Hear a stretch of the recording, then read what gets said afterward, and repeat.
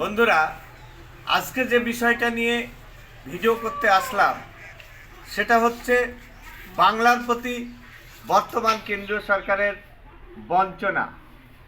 আপনারা দেখেছেন 2014 সালে বিজেপি ক্ষমতায় আসার পর তারা ভেবেছিল বাংলা দখল করবে, কিন্তু 2016 লোকসভা বিধানসভা নির্বাচনে তারা পর্যুদস্ত হয়।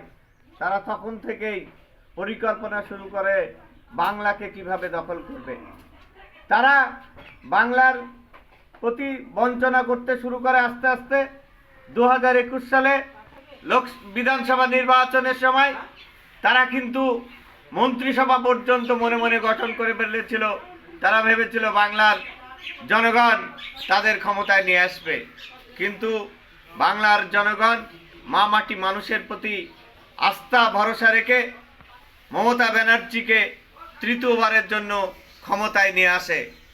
কিন্তু এটা বাংলার জনগণের সমর্থনে মমতা ব্যানার্জি তৃতীয়বার মুখ্যমন্ত্রী হয়, কিন্তু বাংলার বিজেপি এবং কেন্দ্রীয় বিজেপি সেটা বাংলার এই মতামতকে তারা গ্রহণ করতে পারেনি।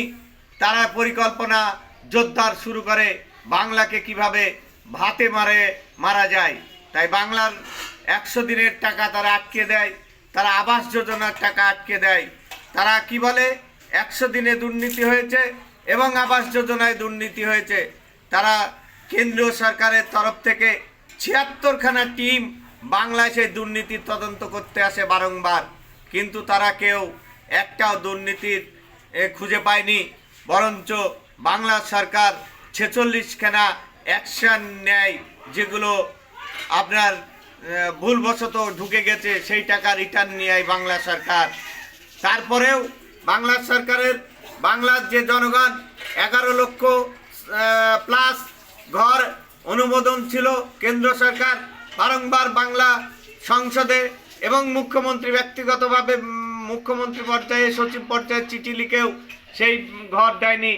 বাংলার মুখ্যমন্ত্রী বলেছিল যে গত 24 লোকসভা নির্বাচনের আগে যদি কেন্দ্রীয় সরকার ঘর না দেয়, আমি বাংলার নিজস্ব ফান্ড থেকে বাংলার জনগণকে মাথার উপর ছাদ দেব।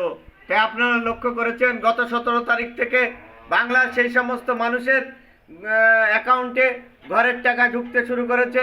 তারা মমতা ব্যানার্জিকে চেনে না, তারা মমতা ব্যানার্জি সম্পর্কে জানে না। মমতা ব্যানার্জি একটা দুর্দান্ত প্রশাসন চালাচ্ছে, বাংলার এত ভেতর দিয়েও বাংলার জনগণকে কিন্তু তাদের অধিকার থেকে বঞ্চিত করছে না, বাংলার টাকা থেকেই তাদের ঘরের ব্যবস্থা করেছে। আপনারা এটাও জানেন 100 দিনের যে মানুষেরা কাজ করেছিল, সে মানুষের যে টাকাগুলো কেন্দ্র সরকারের কাছ থেকে পাওনা আছে, সেই টাকা কিন্তু কেন্দ্র সরকার 1 টাকাও দেয়নি। বাংলা সরকার সেই টাকাগুলো তারা প্রত্যেকের অ্যাকাউন্টে দিয়েছে। তাই কেন্দ্রীয় সরকার যতই বঞ্চনা করুক, যতই বাংলাকে দামিয়ে রাখার চেষ্টা করুক, বাংলার মুখ্যমন্ত্রী মমতা ব্যানার্জি তার মস্তিষ্ক দিয়ে বাংলার প্রশাসন চালাচ্ছে, বাংলার অর্থনীতিকে স্বাবলম্বী করছে। আপনারা জানেন এত বঞ্চনার পরেও গত পরশুদিন ইনফোসিস কলকাতাতে তাদের ওপেনিং করেছে এবং তারা কাজ শুরু করেছে। সেখানে 4000 মানুষের সরাসরি কর্মসংস্থান হবে। তাই বাংলার মানুষ কেন্দ্রের বিরুদ্ধে, কেন্দ্রের এই বঞ্চনার বিরুদ্ধে মমতা ব্যানার্জির পাশে ছিল, আগামীতেও থাকবে।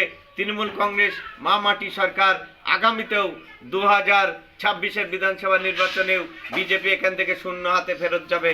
আপনারা সঙ্গে থাকবেন বাংলার প্রতি বঞ্চনার প্রতিবাদ জানিয়ে।